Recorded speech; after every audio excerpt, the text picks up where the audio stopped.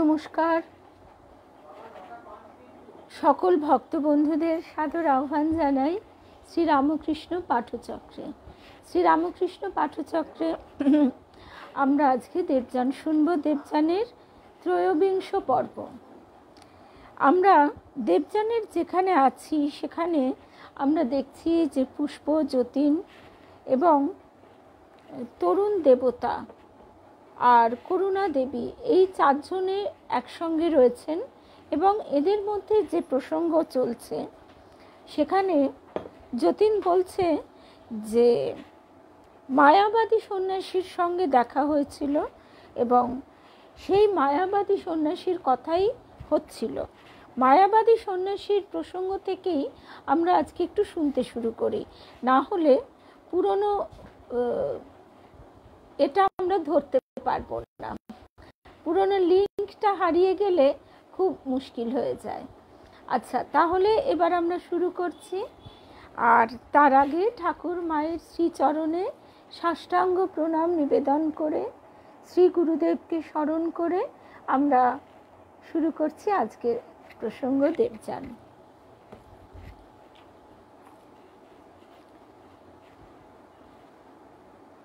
এই মায়াবাদী সন্ন্যাসীর প্রসঙ্গে দেবতা বলছেন, তিনি কোনো যোগী সাধক হবেন, ব্রহ্মে লীন হওয়ার আস্বাদ ইচ্ছামতো ভোগ করেন।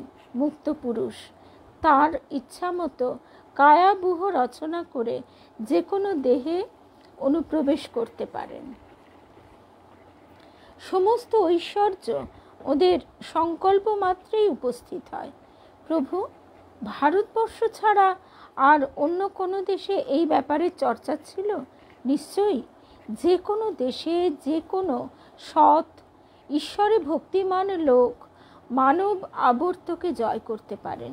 বিশ্বের যিনি কর্তা তিনি কোনো বিশেষ দেশ বা বিশেষ জাতিকে কৃপা করেন না। আচ্ছা, আমাদের দেশে যারা বলেন ভগবানের নাম জপ করলে মুক্তি, যেমন ধরুন বৈষ্ণব সম্প্রদায়, তাদের মত কি সত্য? ভক্তি দ্বারা তারা ভগবানে আত্মস্থ হয়ে দেবযান প্রাপ্ত হন। জীব মাত্রেই ব্রহ্মের অংশ জানবে। উপাধি ও নামরূপ ত্যাগ করে পরব্রহ্মে লীন হওয়ার নামই মুক্তি। বিভিন্ন পথ, বিভিন্ন মত, কিন্তু জ্ঞানী লোক ধ্যান দৃষ্টি দ্বারা সেই একই সত্যকে উপলব্ধি করছেন বহু প্রাচীন যুগ থেকে। শুধু এ কল্প নয়, পূর্ব কল্পেও তাই হয়েছিল। পূর্ব কল্পের মুক্ত পুরুষেরা এ কল্পে পৃথিবীতে দেহ ধরে তাদের পূর্বজীবনের সাধনালব্ধ জ্ঞান প্রচার করতে নামেন। তারাই তোমাদের শ্রীকৃষ্ণ, বুদ্ধ, যিশু, শঙ্কর, চৈতন্য, বাল্মীকি, কৃষ্ণদ্বৈপায়ন ইত্যাদি। এই পর্যন্ত বলেই তিনি চুপ করে গেলেন। হঠাৎ পূর্ব দিগন্তে অরুণ সূর্যোদয়, দূর দূরান্তের তুষারাবৃত শৈল শিখর অনুরঞ্জিত করে অপূর্ব মহিমায় স্বপ্রকাশিত হলো এক মুহূর্তে। পলকে পলকে শিখর থেকে শিখরান্তরে বর্ণ সমুদ্রের বিভিন্ন রঙের ঢেউ গেল ছড়িয়ে। সকলে অবাক হয়ে চেয়ে রইল সেই মহিমময় সৌন্দর্যের দিকে। করুণা দেবী বলে উঠলেন সাগ্রহে, চলো চলো মানস সরোবরে চলো। তখনই ঠিক পট পরিবর্তনের মতো একটা ব্যাপার ঘটে গেল। গতকাল আমরা এই অবধি শুনেছিলাম, তো আজকে আমরা শুনব সেই পট পরিবর্তনে কি দর্শন হলো। শুভ সন্ধ্যা, সকল ভক্ত বন্ধুদের শুভ সন্ধ্যা জানাই। আসলে প্রত্যেকের সঙ্গে যদি কথা বলতে চাই তাহলে তো দেরি হয়ে যায়, সেই জন্য সবাইকে, সমস্ত ভক্ত বন্ধুদের একসঙ্গে শুভেচ্ছা জানাই, শুভ সন্ধ্যা জানাই। রাখি পূর্ণিমার বিশেষ ভালোবাসা। বাঁধিনে যে রাখি পরাণে তোমার, সে রাখি খুলো না। এ কথা আমরা যেমন পরস্পরকে বলি, তেমনি বলি আমাদের প্রাণের ঠাকুরকে। সেই ভালোবাসার বন্ধনই আসল বন্ধন। এবং সেই ভালোবাসাই আমাদের কাছে বিভিন্ন রূপে বিভিন্নভাবেই প্রকাশিত হয়। আমরা এই ভালোবাসার যে স্বরূপ, তার যে মাধুর্য, সেটা আমরা এই কামনা বাসনা জর্জরিত পৃথিবীতে সেই আবরণে ঢাকা পড়ে গিয়ে তার যে বিকৃত রূপটি দেখি তা কিন্তু নয়। আমরা সেই প্রেমময়, সেই সুন্দর যিনি, তাকে যেন প্রাণপণে ভালোবাসতে পারি। তুমি আর আমি মাঝে কেহ নাই, কিছু বাধা নাই ভুবনে। এবারে দেখি আমরা তাহলে কি পরিবর্তন হলো দৃশ্যের। তখনই ঠিক পট পরিবর্তনের মতো একটা ব্যাপার ঘটে গেল।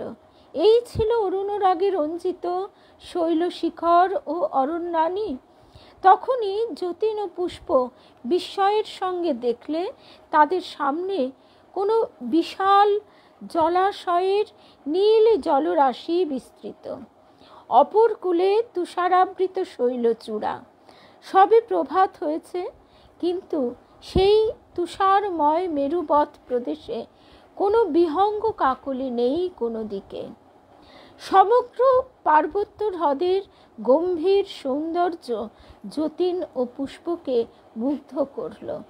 আজকে বর্তমান যুগে আমরা বিভিন্ন রকমের ছবি খুব সহজে দেখতে পাই। আমরা ছোটবেলাতেই কোনোদিন অরোরা বোরিয়ালিসের ছবি দেখেছি কি? দেখিনি বললেই চলে। নেহাত আমার বাবার কল্যাণে আমরা অনেক কিছু এই ধরনের এক্সিবিশনে গেছি বলে দেখেছি। এখন যেমন বহু মানুষই যাচ্ছেন, তাদের ফোন ক্যামেরায় ধরা, ভালো ক্যামেরায় ধরা নানা রকমের ছবি আমরা দেখছি। তখন তো এত সুযোগ ছিল না। আর এখানে যতীন ও পুষ্পকে আমরা যেভাবে পাচ্ছি, তাদের কোনো ধারণাই নেই এই রকম বরফাবৃত একটি অঞ্চলের কী ধরনের মৌন গাম্ভীর্য থাকতে পারে। করুণা দেবী বললেন, ওই দূরে রাবণ হ্রদ, সামনে এটা মানস সরোবর। তরুণ দেবতা বললেন, সামনের ওই পাহাড়ের চূড়া গুরলা মান্ধাতা, আর ওই দূরে কৈলাস। পুষ্পের মনে পড়ে গেল, কৈলাস পর্বতে অনেক সিদ্ধ মহাপুরুষ লোকচক্ষুর অগোচরে বাস করেন। এদের কাউকে দেখবার ইচ্ছা অনেক দিন থেকেই আছে তার। মুহূর্তের জন্য কারেন্ট অফ হয়ে গিয়েছিল। করুণা দেবীর কাছে হ্যাঁ, আবারও একটুখানি বোধহয় ইন্টারাপশন ছিল। যাই হোক, আবার আমরা ফিরে এসেছি। আচ্ছা, যে কথায় আমরা ছিলাম সে কথায় ফিরে আসি।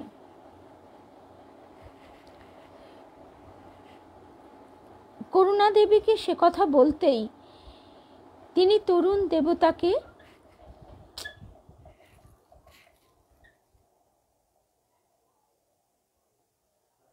এইগুলো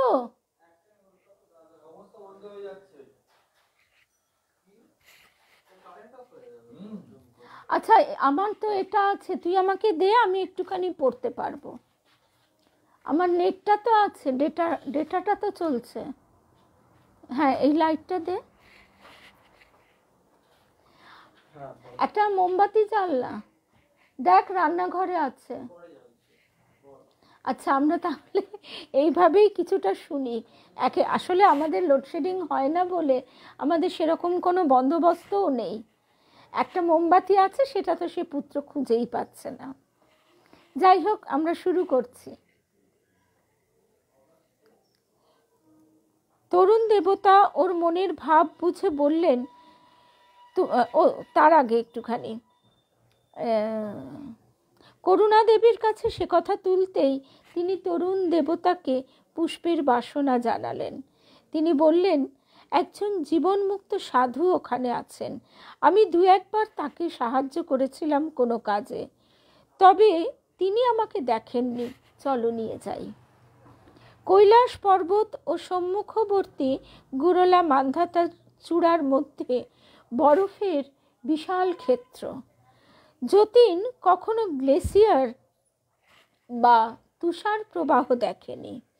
ওর কথাটা মনে উঠল যে যা সামনে দেখছে সেটাই বোধহয় গ্লেসিয়ার। তরুণ দেবতা ওর মনের কথা বুঝে বললেন, তুমি যা ভাবছো তাই নয়, চলো এখান থেকে তোমায় শতপন্থ বরফ স্রোত দেখিয়ে আনবো। ওরা কৈলাস পর্বতে গিয়ে দেখল কৈলাস একটি সম্পূর্ণ আলাদা পর্বত। তার তুষারমণ্ডিত পিনাক সদৃশ শিখরের নিম্নভাগে অনেকগুলি গুহা, সাধু যোগীদের আবাস। একটি গুহায় একজন শীর্ণকায় সাধুকে দেখিয়ে দেবতা বললেন, এর কথাই বলেছিলাম। উনি এখন স্থূল দেহের স্থূল চক্ষে আমাদের দেখতে পাবেন না। নির্বিকল্প সমাধিস্থ অবস্থায় ইনি ব্রহ্মের সঙ্গে এক হয়ে যান। তখন আমাদেরও অনেক অনেক ওপরে চলে যান উনি। তবে স্থূল দেহে ওরা সাধারণ মানুষের সমান। যতীন বললে, আচ্ছা এরা একা আছেন কেন? নির্জনতা আত্মার উন্নতির একটি প্রধান উপায়। এই কথা তো আমরা বারংবার শুনে আসছি, বারংবার। নির্জনতা আত্মার উন্নতির একটি প্রধান উপায়। নিম্ন জগতের কোনো প্রভাব এই উত্তুঙ্গ জনহীন পর্বত চূড়ায় এদের দেহ মন স্পর্শ করে না। নির্জনতায় এরা শক্তি অর্জন করেন। ব্রহ্মজ্যোতি এদের মনে প্রবেশ করে ধীরে ধীরে। এ অবস্থায় আমরা অনেক সময় কি দেখি যে কোনো মোমবাতিটা জ্বাল না, অনেক সময় কি দেখি যে কারোর একটা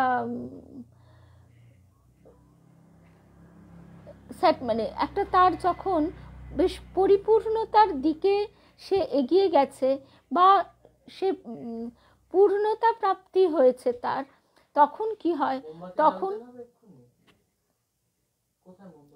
রান্নাঘরে দেখ ওই সবুজ কাবেরীর দেওয়া গাছটার ওইখানেই তো আছে। তো একটা জিনিসও জানে না কোথায় কি থাকে।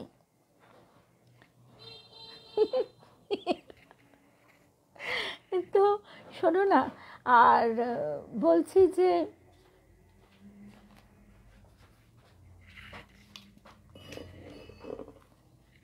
মোমবাতিটা জ্বাল। তো আমরা হয়তো কাউকে সেই পরিপূর্ণতার পথে এগিয়ে চলার পর সেই সময় হয়তো তাকে আমরা দেখছি, তখন আমরা ভাবছি যে ইনি কতভাবে কত রকমভাবে সর্বদিক বজায় রেখেছেন। আসলে তা কিন্তু নয়।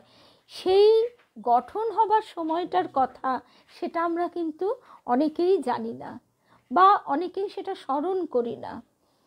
তো এইভাবে নির্জনতা জীবনের ক্ষেত্রে, প্রত্যেকটা ক্ষেত্রে, কেউ যদি হায়ার স্টাডিজও করে বা যা কিছু, একটা ছোট বাচ্চাও যখন লেখাপড়া শেখে তার তো নির্জনতা ভীষণভাবে প্রয়োজন। আর এখানে এত বড় একটা চেতনার অবতরণের কথা বা চেতনার সঙ্গে একীভূত হবার কথা বলা হচ্ছে। দেবতা হেসে বললেন, ওদের থাক আলাদা। আমি এর সঙ্গে দু একটা কথা বলতে পারি? যতীন জিজ্ঞাসা করলেন। কি করে? তরুণ দেবতা বলছে, তুমি স্থূল দেহ ত্যাগ করেছ, উনি এখনো দেহে অবস্থান করছেন, তা সম্ভব নয়। আচ্ছা, ওই যে একজন তিব্বতী লোক মানস সরোবরের ধারে বেড়াচ্ছিল, তখন ওরা কি অবস্থায় আছে? ওদের মুক্তি বা উন্নতি?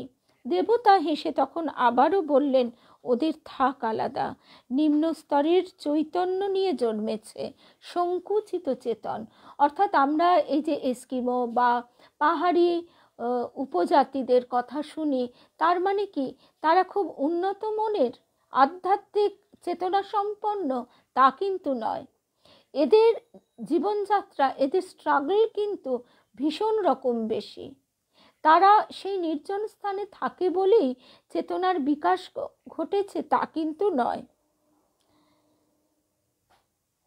ওরা মরবে, অমনি অল্পদিন পরেই আবার দেহ নিয়ে পৃথিবীতে জন্মাবে, কারণ ভূবর লোকে ওদের চৈতন্য মোটেই থাকে না, যদিও থাকে খুব কম। দেহ না নিলে উপায় হয় না, সুতরাং দীর্ঘ সময় ধরে ওদের প্রায় স্থূল দেহেই বর্তমান থাকতে হয়। পৃথিবীর কামনা বাসনার ঊর্ধ্বে ওদের উঠতে অনেক দেরি। সভ্য সমাজের এমন অনেক আছে, খুনি, দস্যু, অলস, চোর, পরপীড়ক ইত্যাদি। করুণা দেবী হেসে দেবতার দিকে বক্র দৃষ্টিতে চেয়ে বললেন, হে তুমি খুব ভালোই জানো, কারণ তোমার হাতের কাজ এটা। কে কতদিন ভূবর লোকে বাস করবে, কি নতুন জন্ম নেবে, সে কি তুমি জানো না? উফ, তুই একটা ব্যাপার এমন নিষ্ঠুর আর করুণভাবে তুমি করো, এত নিষ্ঠুর হয়ে ওঠো, তখন আমি অনুরোধ করতে বাধ্য হই। তরুণ দেবতা হাসলেন মাত্র। সে হাসির মধ্যে অসীম দয়া, অনন্ত জ্ঞান ও গভীর শক্তির আভাস। আচ্ছা, এর আগে আমরা একটা কথা এখানে এর আগে গতকালও পড়েছিলাম, স্মরণ করেছিলাম, আরও একবার স্মরণ করি। এই যে দেবতাদের শক্তি বা স্তর, ঠাকুর স্বয়ং বলছেন, কথামৃতেরই একটি ছোট্ট লাইন, থলো থলো কৃষ্ণ ফলে আছে, অর্থাৎ অবতার অনেক। অবতার আমরা এক বা অদ্বিতীয় ভাবি তা কিন্তু নয়, অবতারের বারংবার আগমন ঘটে। অবতারের মধ্যে কখনো আংশিক প্রকাশ, আবার কখনো পূর্ণ প্রকাশ। এবার কলির অন্ধকার এত বেশি যে ঠাকুর নিজেই বলছেন, এ খোদ খোদ, অর্থাৎ একেবারে পূর্ণ রূপে তিনি এবার অবতীর্ণ হয়েছেন। শ্রী শ্রী মাও বলছেন যে এতদিন দেখেছ অংশ কলা, এবার দেখছো পূর্ণ। পুষ্প চুপি চুপি, আসলে মেয়েদের চোখ তো সেই সংস্কার সেখানেও যায় না, তাই সেই দেবীর তরুণ দেবতার সঙ্গে কথার যে ভাব, সেইটি পুষ্পর মনে একটা ইঙ্গিত বয়ে এনেছে। পুষ্প চুপি চুপি দেবীকে জিজ্ঞাসা করলে, আচ্ছা উনি কে, এই অদ্ভুত দেবতা উনি? পরে হেসে দেবতার দিকে চেয়ে বললেন, এইবার ওদের বলি। বলেই পুষ্প চুপ করে গেলেন, দেবী চুপ করে গেলেন। তাতে পুষ্প বিস্ময়ের সঙ্গে বললে, আমাদের সঙ্গে এমনভাবে মিশছেন, এত বড় উনি, অথচ। দেবতা এবার হেসে এগিয়ে এসে বললেন, মানুষ কি কীট, তোমরাও তিনি। তোমাদের ঋষিরাই বলেছেন, কিঞ্চাইং নতু ত্বং ভৃত্যবতী আছে ইহ স আদিত্য মণ্ডলস্থ ব্যাহৃতাব্যয়ঃ পুরুষ সোऽহং ভাবামি। আমি ভৃত্যভাবে তোমার সাক্ষাৎকার যাচনা করছি নে। সবিত্রী মণ্ডলে যে ওঙ্কারময় পুরুষ, আমি সেই। তুমি আমি ভিন্ন কোথায়? ছোট ভাবো কেন? তাই তো ছোট হয়ে থাকো, বড় হও, বীর্যবান হও। সচেতন হয়ে যদি তোমরা আমাদের ইচ্ছার বিরুদ্ধেও দাঁড়াও, বিদ্রোহের পথে, সেও ভালো। তার দ্বারা শক্তি অর্জন করবে। যে দুর্বল, তার দ্বারা কি কাজ হবে? যে শক্তিমান অথচ বিদ্রোহী, তাকে ঠিক পথে নিয়ে আসতে আমরা জানি। যতীন কৌতূহলের সঙ্গে বললে, এই যে যুদ্ধ, জাতিতে জাতিতে রক্তারক্তি, এ কি আপনার ইচ্ছা অনুযায়ী? তুমি বুঝতে পারলে না, প্রত্যেক ঘটনা মানুষকে উন্নতির পথে নিয়ে যায়। যুদ্ধ, জাতিতে জাতিতে সংঘর্ষ, এর দ্বারা জাতি শক্তিমান হয়। কি হয় যুদ্ধে?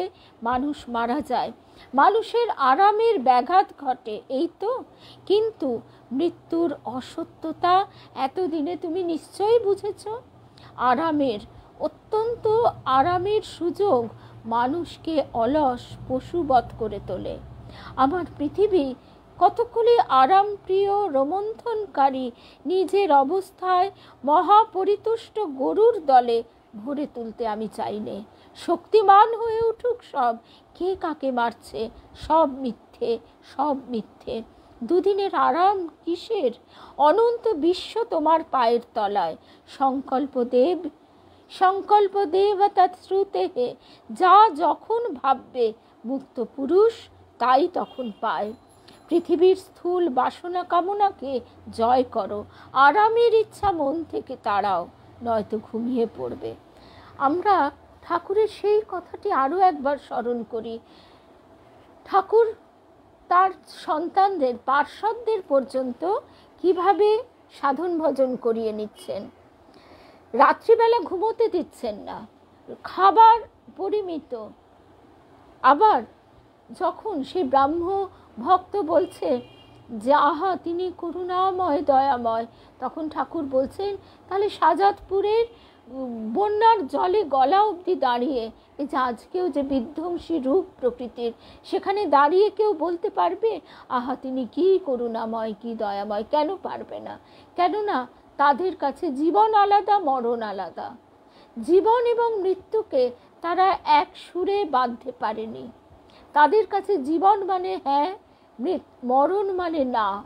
সেই জন্যে ঠাকুর বলছেন যে, তখন ব্রাহ্ম ভক্তটি বলছে তাহলে কি ঈশ্বরকে দয়াময় বলবো না? ঠাকুর কিন্তু খুলে বললেন না। ঠাকুর বললেন আমি কি তাই বলেছি? তাকেই জিজ্ঞেস কর না, তিনি বুঝিয়ে দিন তিনি কেমন। অর্থাৎ আমি যদি ক্লাস 4-5-এ পড়ি, আমি স্বাভাবিকভাবেই কোয়ান্টাম থিওরি বুঝতে পারবো না, বোঝালেও শতবার কোটিবার বললেও বুঝতে পারবো না। তা আমাদের হচ্ছে এই অবস্থা। কিন্তু এগুলি মেনে নিতে হবে কেন?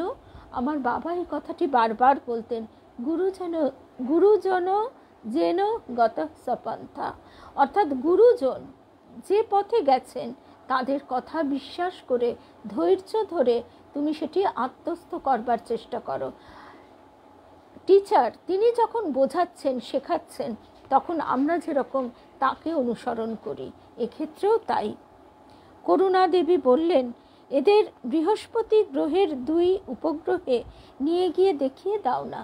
আমি একটু আগেই একটু তড়িঘড়ি ইঙ্গিত দিয়ে ফেলেছি, এই তরুণ দেবতার সঙ্গে একটি প্রীতিমধুর সম্পর্ক করুণা দেবীর। সেইটি পুষ্প বুঝতে পারবে কিন্তু আরও একটু পরে। করুণা দেবী বললেন এদের বৃহস্পতি গ্রহের 2 উপগ্রহে নিয়ে গিয়ে দেখিয়ে দাও না। দেখাবো নিশ্চয়ই। সে দুটো ধীরগামী জগৎ, যারা পৃথিবীতে সুবিধা মতো উন্নতি করতে পারছে না, আমরা তাদের ওই সব মন্থর গতি জগতে পাঠিয়ে দিই জন্ম নিতে। সেখানে গেলে আশ্চর্য ব্যাপার দেখবে। করুণা দেবী বললেন ওদের এখনই নিয়ে গিয়ে দেখিয়ে দিই। আবার মানস সরোবর ও হিমালয় ওদের পায়ের তলায় দেখতে দেখতে মিলিয়ে গেল। আবার অসীম বোম, মহাজন যেন গতসপন্থা। করুণা দেবী বললেন ওদের এখনই নিয়ে গিয়ে দেখিয়ে দিই। আবার মানস সরোবর ও হিমালয় ওদের পায়ের তলায় দেখতে দেখতে মিলিয়ে গেল। আবার অসীম বোম, অন্ধকারে ডুবে পৃথিবী দিগন্তহীন আকাশে অদৃশ্য হলো। আকাশের অদ্ভুত দৃশ্য, দিনমানে সব দিক নক্ষত্রযুক্ত।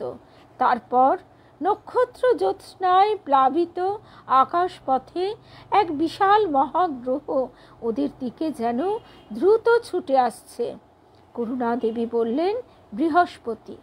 কিন্তু বৃহস্পতি খুব বড় মশালের আলোর মতো ওদের দক্ষিণে দূরে পড়ে রইল। ওরা অন্য একটি ক্ষুদ্র পৃথিবীর খুব নিকটে এসে তার বায়ুমণ্ডলে ঢুকে পড়ল। যতীন বললে কিসে যেন পড়েছিল, পৃথিবী ছাড়া সোলার সিস্টেমের অন্য কোনো কিছুতে মানুষ নেই। গ্রহদেব বললেন সেসব কথা এখন থাক, এই পৃথিবীটা দেখে নাও আগে। অর্থাৎ এখানে আমাদের চেনার বোঝার জন্য এইভাবে বলা হচ্ছে, কিন্তু এখানে বুঝতে হবে যে এটি হয়তো একটি অন্য গ্যালাক্সির সৌরজগৎ। যতীন যেহেতু কিছুটা কুপমণ্ডুকী বলা যায়, সেই কারণে যতীনের কাছে এর বেশি তিনি প্রকাশ করছেন না। পৃথিবীর মতো অবিকল সে স্থান, খুব বেশি ফুল, ছোট বড় নদী, বসন্তের হাওয়া বইছে, বিহঙ্গের সুস্বর সর্বত্র, নির্মল জলাশয়। গ্রহটির একদিকে রাত্রির অন্ধকার, অন্যদিকে দিনের আলো। যে অংশে ওরা গেল সেখানে মানুষের কর্মব্যস্ততা নেই। নিশ্চিন্ত মনে সকলে নিজের নিজের বাড়িতে বসে আছে। গৃহস্থাপত্য অতি সুন্দর, সব রকম শিল্পকলার অদ্ভুত উন্নতি হয়েছে সেখানে। দেখেই মনে হলো সর্বত্র সঙ্গীত, বাদ্য, নৃত্য।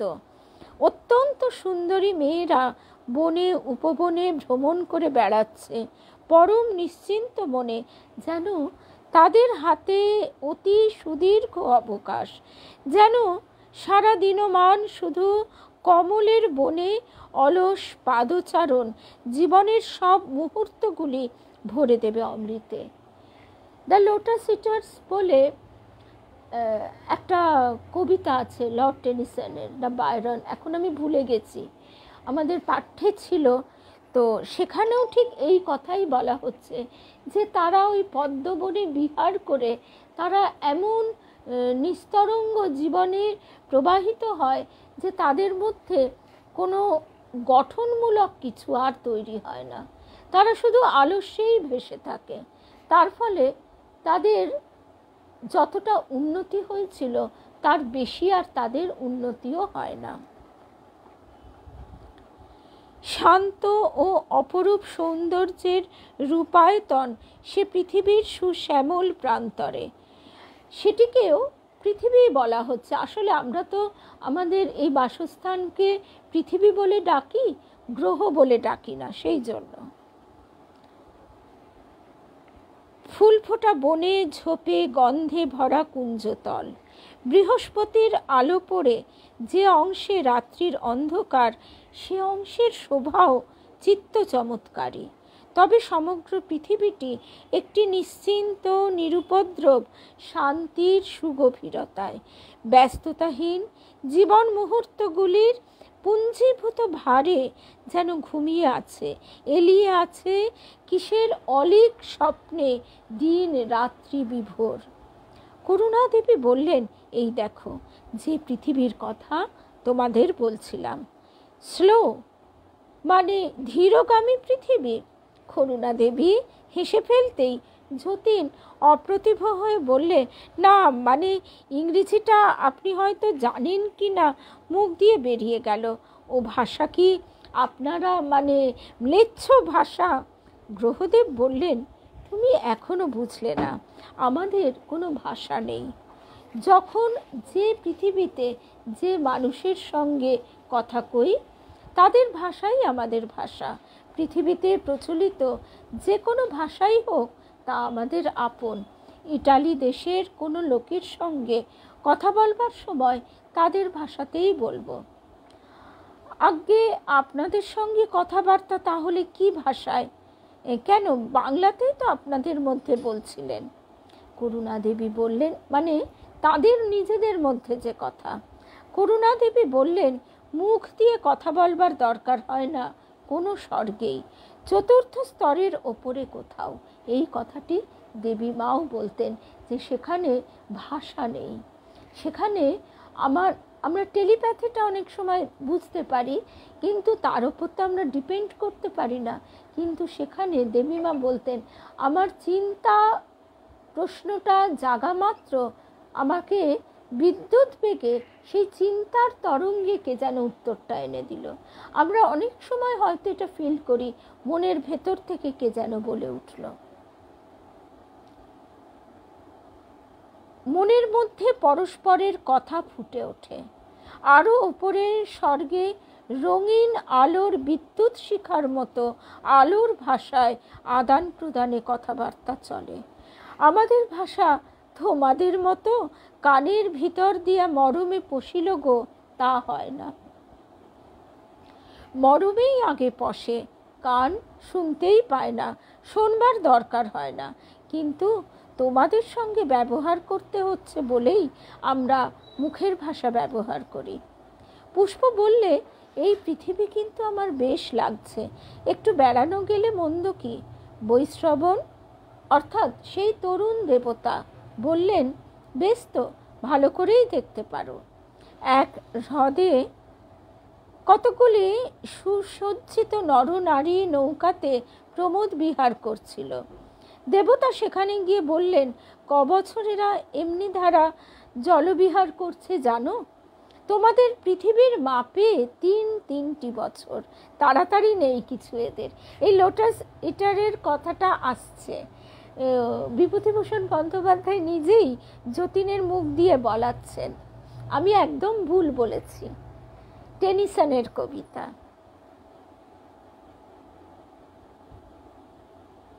হ্যাঁ, যতীন সবিস্ময়ে বললে, 3টি বছর? ওই যে বললাম, ধীরে সুস্থে এখানে সব হয়, নৌকাতে জলবিহার চলছে তো চলছেই, ওদের গিয়ে বলো যদি, বিস্মিত হবে। যতীনের মনে পড়ে গেল বাল্যে কলেজের পড়া টেনিসনের কবিতার সেই মৃণালভোজীর দেশ বা ল্যান্ড অফ লোটাস ইটার্স, সেখানেও সব লোক। পরে কার সঙ্গে কথা বলতে যাচ্ছে ভেবে লজ্জায় যতীন চুপ করে গেল। দেবতা বললেন, চলো, আরও দেখবে চলো। এক পাহাড়ের শ্যাম ও শানুতে, মানে পাহাড়ের পাদদেশে, বনপুষ্প বিকশিত নির্জন অঞ্চলে সে দেশের কবিকুলের মজলিস বসেছে। সেখানে সুদীর্ঘ সময় ব্যাপী গোধূলিতে তারা আরামে কাব্য আলোচনা করছে, পরস্পর পরস্পরকে আবৃত্তি করে শোনাচ্ছে নৈসর্গিক শোভা, বনপুষ্পের লাবণ্য সম্বন্ধে নানা কবিতা, নারীর প্রেম নিয়ে কত সঙ্গীত রচনা করে বাদ্যযন্ত্রের সাহায্যে অতি সুকুমার মাধুর্যের সঙ্গে ললিত স্বরে গাইছে, যেন জীবন।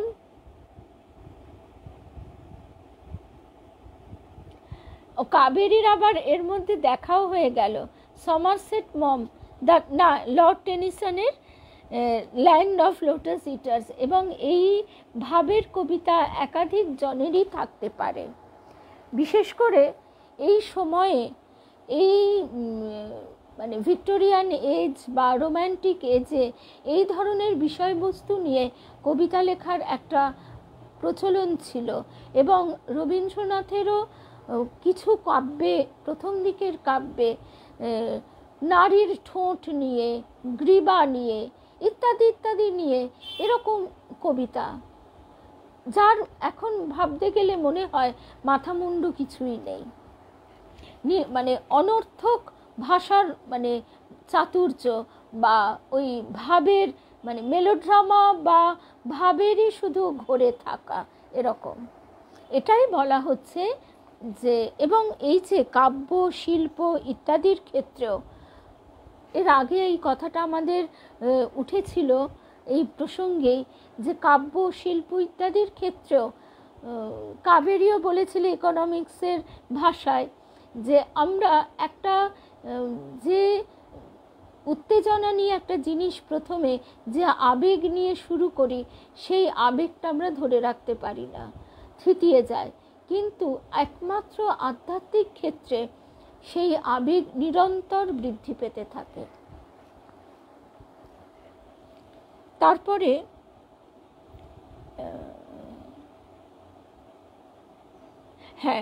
জীবনের বাদ্যযন্ত্রের সাহায্যে অতি সুকুমার মাধুর্যের সঙ্গে ললিত স্বরে গাইছে, যেন জীবন অনন্ত, সময় অনন্ত। সে সঙ্গীতের ঘুম পাড়ানি মাধুর্য সত্যিই চোখে ঘুম নিয়ে আসে। শুনে যতীনের সত্যিই মনে হচ্ছিল দিগন্তের পাণ্ডুর শোভা শৈল শানুতটে যে শান্তি ও শ্রী বিস্তার করছে, তাতে সব ভুলিয়ে দেয়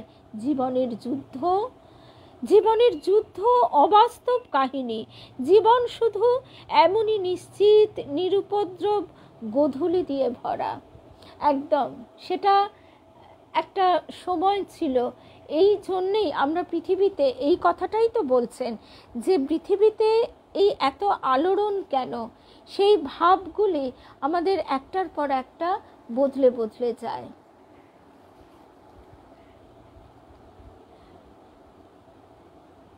জীবন শুধু এমনি নিশ্চিন্ত নিরুপদ্রব গোধূলি দিয়ে ভরা। আর কোথাও ছুটোছুটি করে কি হবে, এখানেই ঘুমিয়ে পড়া যাক দিব্যি। যতীন বললে, আমাদের পৃথিবীতেও এরকম নেই কি দেব? আছে, সে অন্য রকম। এরা এদেশের বসন্তকাল বেপে এরকম উৎসব চালাচ্ছে। এদের বসন্তের স্থায়িত্ব কত জানো? 9 বছর পৃথিবীর হিসেবে। যতীন হাঁ করে অবাক হয়ে চেয়ে রইল দেবতার মুখের দিকে। করুণা দেবী ওর বিস্ময় দেখে কৌতুক অনুভব করলেন। বললেন, নইলে তোমার ভাষায় স্লো ওয়ার্ল্ড হবে কি করে? ও আরও অবাক হয়ে বললে, বারে, আপনি যে ইংরেজি! সব ভাষাতেই কথা বলতে পারি আমরা। বললাম যে ভাষা কিছুই নয় আমাদের কাছে। তারপর শোনো, এদের বছর কতদিনে জানো? পৃথিবীর 60 বছরে এদের দেশের 1 বছর। ওই দেখো, বৃহস্পতি গ্রহ ঘুরছে কত আস্তে আস্তে। সূর্য থেকে যে গ্রহ যত দূরে, তার আবর্তন তত স্লো। আবার এই উপগ্রহের একটা নিজস্ব আবর্তন আছে নিজের কক্ষে। সব মিলিয়ে দীর্ঘ দিন, দীর্ঘ রাত্রি, দীর্ঘ পথ, দীর্ঘ বছর এখানে মানুষও ধীর গতিতে চলে। বহু সময় নিয়ে কাজ করে, বহু সময় নিয়ে আমোদ করে, বদলায় অনেক সময় নিয়ে। পৃথিবীর মতো তাড়াহুড়ো নেই, ব্যস্ততা নেই। এবং এই জানারই সঙ্গে সঙ্গে তোমায় চেনা। আমারে যে নামতে হবে বারে বারে এই জীবনের প্রাণের হাটে। ব্যবসা মোর তোমার সাথে চলবে বেড়ে দিনে রাতে। এই যত আমাদের আদান প্রদান হয়, তত আমাদের মানসিক বিকাশ হয়। মানুষ কেন বুড়িয়ে যায়? মানুষ শিখতে চায় না, নতুন কিছু জানতে চায় না। মানুষ একটা বয়সের পর স্লো হয়ে যায়। সেই জন্যে আমরা দেখি সঙ্গীত, নৃত্য, যে কোনো শিল্প ক্ষেত্রেও একদম কবিতাটা টেনিসনের, একদমই বললাম না, এটা আমাদের পাঠ্যে ছিল। আর সমারসেট মমের এখন আমার একটু একটু মনে পড়ছে, ওসব আমি ভুলেই গেছি, আজ থেকে কত বছর আগের কথা। না, কোনটা আসল কোনটা ঠুনকো সেসব নয়, সেটাও একটা স্টেজ তো বটেই, কিন্তু আধ্যাত্মিক আনন্দের কোনো সীমা পরিসীমা নেই। এইটাই এখানে প্রতিপাদ্য বিষয়, যে আমরা শিল্পের মধ্যে দিয়ে অবশ্যই ঈশ্বর অনুভূতি লাভ করি, কিন্তু সেটা ক্ষণিকের, সেটা স্থায়ী হয় না। এবং এক সময় দেখা যায় শিল্পীরা কীরকম জর্জরিত হয়ে পড়ে, নানা ধাক্কায় তারা নিজেদের ধরে রাখতে পারে না। তারা সেই সাধনার পথে সবসময় নিজেদের উত্তীর্ণ করতেও পারে না। তাদের জীবনে হতাশা, গ্লানি ইত্যাদি, অবসাদ ইত্যাদি আসে।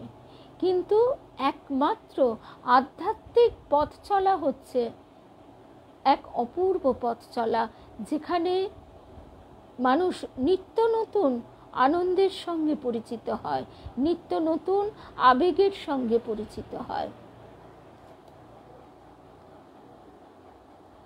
এদের আয়ু, যতীন জিজ্ঞাসা করছে, 300 বছর প্রায় তোমার পৃথিবীর হিসেবে। ধীরগামী আত্মা।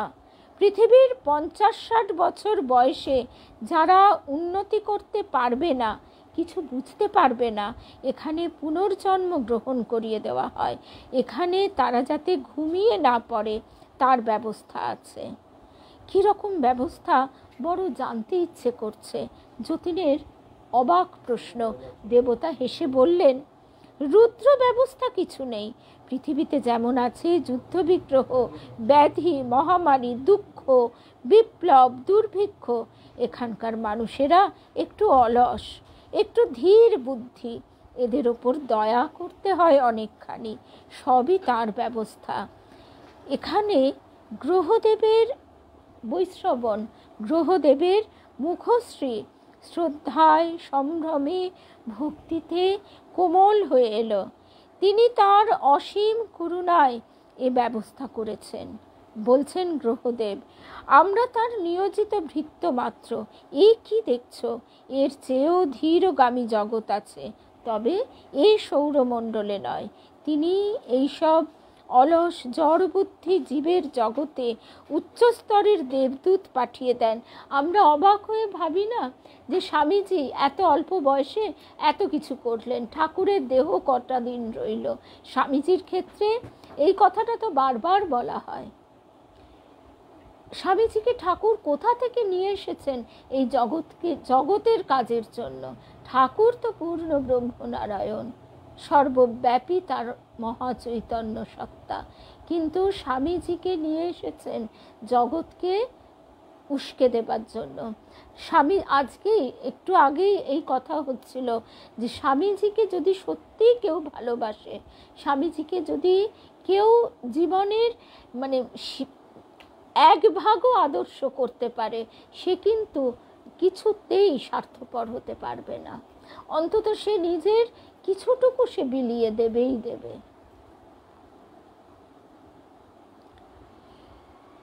তিনি এইসব অলস জড়বুদ্ধি জীবের জগতে উচ্চস্তরের দেবদূত পাঠিয়ে দেন। তারা দেহ ধারণ করে আসেন এদের শিক্ষা দিতে। তারাই এ সকল পৃথিবীর শ্রীকৃষ্ণ, বুদ্ধ, যিশু, শ্রী চৈতন্য, শঙ্কর, ব্যাস, দ্বৈপায়ন। সবাইকে তার লীলা সহচর না করে নিলে তার সুখ নেই। অর্থাৎ আমাদের কাছে যারা, আমাদেরকে উন্নত করবার জন্য যারা আসেন, ওদের পৃথিবীতে সেরকম পাঠানো হয়, কিন্তু তাদেরকে উন্নত করবার জন্য তুলনামূলকভাবে কম শক্তিধর আত্মা যায়। কারণ সেখানে তাদেরকে প্রথমেই তো আর হাই ডোজ দেওয়া যায় না, একটু একটু করে ডোজ বাড়াতে হয়। প্রথমেই যদি আমাকে একেবারে রবীন্দ্র রচনাবলী দিয়ে বসিয়ে দেওয়া হয়, সহজ পাঠ পড়বার কথা আমার, তাহলে যেরকম হবে আর কি। মানুষ যদি তার অপার অনন্ত করুণার কথা তোমরা কি জানো? কেবল দুঃখ হয় মানুষ তাকে আগাগোড়া ভুল বুঝছে। কে তাকে জানে বা জানবার চেষ্টা করে? মানুষ যদি এক পা এগিয়ে যায়, তিনি 3 পা এগিয়ে আসেন মানুষের দিকে। অথচ সবাই নিজেকে নিয়ে উন্মত্ত। এমনই আবার মায়ার খেলা। পৃথিবীর সুখ নিয়ে দিশাহারা, তিনি উদাসীন, কেউ তাকে চায় না দেখে অপেক্ষা করে করে দৌড় থেকে ফিরে চলে যান। কেউ গ্রাহ্যও করে না জগৎ জোড়া বনফুলের মালা তার গলায়। অথচ ঠাকুর গাইতেন, পড়েছি জগৎ চন্দ্রহার। ঠাকুর এই গানটা গাইতেন, পড়েছি জগৎ চন্দ্রহার, আর কত মালা পরাইবি। পুষ্পের চোখে ভক্তরা যখন মালা পরিয়ে দিত, তিনি এই গানটা গাইতেন। পুষ্পের চোখে জল এসে গেল গ্রহদেবের অপূর্ব কণ্ঠস্বরে। সে হাত জোর করে বললে, প্রভু, একটা কথা জিজ্ঞেস করব।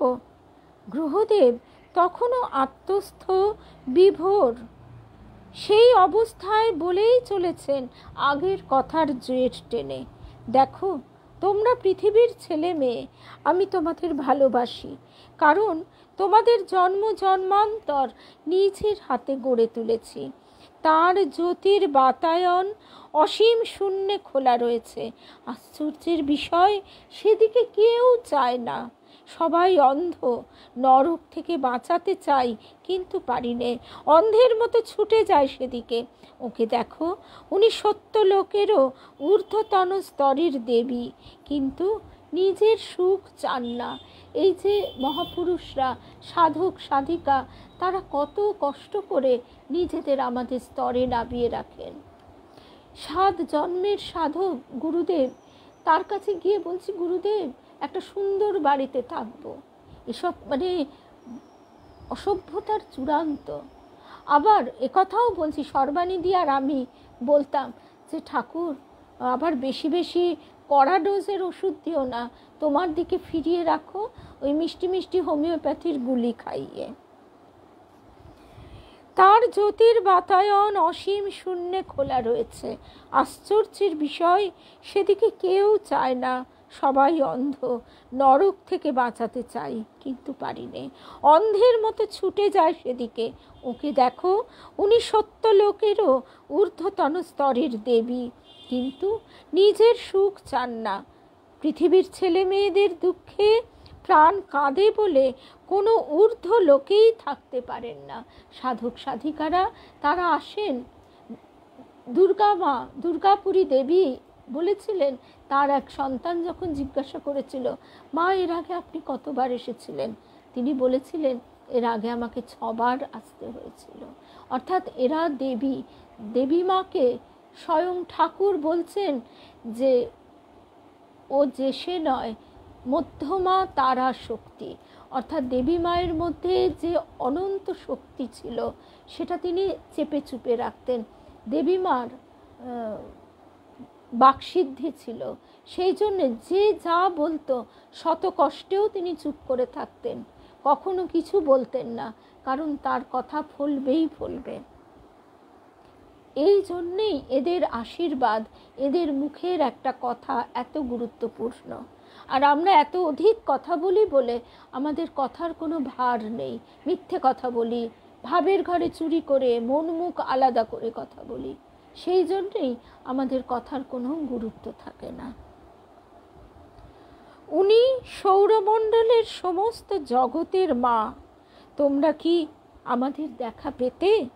আমাদের দেখার মতো চোখ পেয়েছ শুধু ওর কৃপায়। এই কৃপাটা কি? আমরা পৃথিবীতেও ভাবি যে আমরা এই সমস্ত জায়গায় এই মহারাজ বা সাধক সাধিকা, এদের সান্নিধ্য আমরা পাই এদেরই কৃপায়। না হলে আমাদের সাধ্য কি? আমরা হয়তো এখন এতক্ষণে শপিং মলে ঘুরে ঘুরে বেড়াচ্ছি। নইলে ওর নিজের স্তরে উনি জনমহ তপ লোকের জীবেরও অদৃশ্য। এখানে কোনো লোকের অধিবাসী তাদের ঊর্ধ্ব লোকের অধিবাসীকে দেখতে পায় না, দেখা সম্ভব নয়। ওই মেয়েটিকে পুষ্পকে ভালোবাসেন বলে আজ তোমাদের এই সব সৌভাগ্য। উনি আমারও ঊর্ধ্ব লোকের দেবী, দয়া করে আমায়। করুণা দেবী সলজ্জ সুরে বললেন, পুষ্প শোনো তবে, উনি কি জানো? উনি কে জানো? উনি গ্রহদেব বৈশ্রবণ, তোমাদের পৃথিবীর সৃষ্টি স্থিতি প্রলয়ের কর্তা। যুগ যুগান্তর থেকে তার নির্দেশ মতো উনি তোমাদের পৃথিবী পরিচালনা করছেন। পূর্বকল্পের দেবতা উনি। তার পূর্বকল্পে উনি দেবযান পথে জন্ম মৃত্যুর আবর্ত অতিক্রম করেন। বহুদূর পথের যাত্রী উনি। ওর স্বরূপ ওকে সত্যলোকের জীবেরাও দেখতে পায় না। ওর স্বরূপ ওকে সত্যলোকের জীবেরাও দেখতে পায় না। চোখ ঝলসে যায় ওর তেজে। দয়া করে তোমাদের দৃষ্টির উপযুক্ত কায়া ধারণ করে দেখা দিলেন, তাই দেখতে পাচ্ছ। এবার শ্রী শ্রী মায়ের কথাগুলো যেন আমরা মিলিয়ে মিলিয়ে নিতে পারছি। একদম, এ তো বটেই। এই সঙ্গীতার সঙ্গে একভাবে আমার মনের চিন্তাটা কেমন গেল। আমিও সঙ্গে সঙ্গে বলছি, শ্রী শ্রী মা তিনিও ঠিক এইভাবেই আমরা যাতে তাকে ধরা ছোঁয়ার মধ্যে পাই, তাকে ভালোবাসতে পারি, তাকে ডাকতে পারি, তাকে অনুসরণ করতে পারি, সেই জন্য তারা জীবের স্তরে আমাদের অনুকরণ করে তাদের লীলা করেন, যাতে আমরা উন্নত হতে পারি। তা মা তো নিজেই বলেছেন, চন্দ্রমোহন বাবু যখন বারবার ঘ্যান ঘ্যান করছে যে এবার এইরকমই চন্দ্র, এরকমই এবার দেখতে পাবে না, কলির জীব দেখতে পাবে না সেই স্বরূপ। তবু তিনি কৃপা করে দর্শন দিয়েছেন। চন্দ্রমোহন বাবু অজ্ঞান হয়ে গেছেন। জয় রামকৃষ্ণ, জয় রামকৃষ্ণ। আগামীকাল আমাদের পাঠচক্র বন্ধ থাকবে, কারণ আমাদের আগামীকাল সবাই লালজির কাছে যাওয়া বা অন্য কোনো অনুষ্ঠান, পূজা ইত্যাদির কারণে। জয় রামকৃষ্ণ, জয় রামকৃষ্ণ, জয় রাম।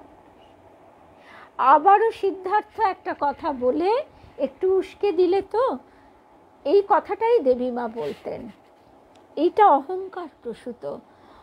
আগে আমাদের একটু ভালো কর্ম ছিল, আমি জানলাম কি করে? দুষ্কর্মগুলো কোথায় গেল? সেগুলো কি ছিল না? অন্যের অকল্যাণ চিন্তা করাটাও তো দুষ্কর্ম, অন্য দুষ্কর্ম, সেগুলো গেল কোথায়?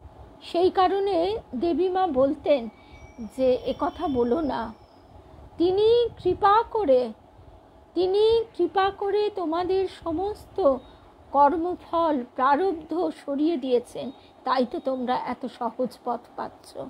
এই কথা শ্রী শ্রী মাও আরেকভাবে বলেছেন তিনি এসে এবার দরজা জানলার হুড়কো ছিটকিনিগুলো খুলে দিয়ে গেছেন, অর্থাৎ পথ এত সহজ করে দিয়েছেন। শ্রী শ্রী মা একদম রূপক